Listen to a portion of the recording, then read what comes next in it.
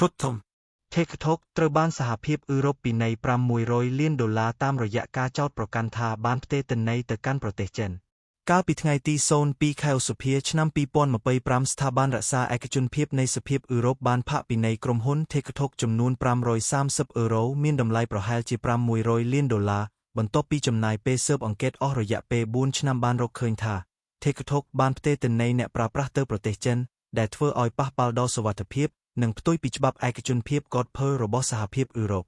ការឆ្លើយតបរបស់ TikTok បាននិយាយថាពួកគេមិនយល់ស្របនឹងសេចក្តីសម្រេចនេះទេហើយនឹងធ្វើការប្តឹងទៅវ៉ាពួកគេអះអាងថាការស៊ើបអង្កេតនេះគ្រាន់តែផ្អែកលើពេលវេលាពីមុនប៉ុណ្ណោះកាលពីមុនឆ្នាំ2023ហើយពួកគេក៏បានចាប់ផ្ដើមគម្រោង Project ឈ្មោះ Clover ហើយដែលដើម្បីរក្សាទុកទិន្នន័យអ្នកប្រើប្រាស់នៅអឺរ៉ុបដែលធ្វើការសាងសង់មជ្ឈមណ្ឌលទិន្នន័យ3កន្លែងមួយវិញទៀតពួកគេថាមិនដែលទទួលសំណើពីអាជ្ញាធរចិនដើម្បីសុំទិន្នន័យពីអ្នកប្រើនៅអឺរ៉ុបឡើយហើយក៏មិនដែលផ្ដល់ឲ្យដែលផ្ទុយពីការចោទប្រកាន់ថាបានផ្ទេរទិន្នន័យឲ្យរដ្ឋាភិបាលចិនជាចុងក្រោយយើងនឹងរងចាំតាមដានបន្ថែមទៀត TikTok នឹងស្ថិតក្រោមការត្រួតពិនិត្យរបស់អាជ្ញាធរអឺរ៉ុបដែលនឹងចាត់វិធានការផ្សេងបន្ថែមទៀតករណីនេះអាចចាត់ទុកជាសម្ពាធ TikTok មួយទៀតបន្ទាប់ពីអាមេរិកកំពុងតែព្យាយាមដាក់សម្ពាធបង្ខំឲ្យ TikTok លក់ឲ្យខ្លួនដោយចោទប្រកាន់លើទិន្នន័យនគរប្រើប្រាស់ដូចគ្នាសូមអរគុណ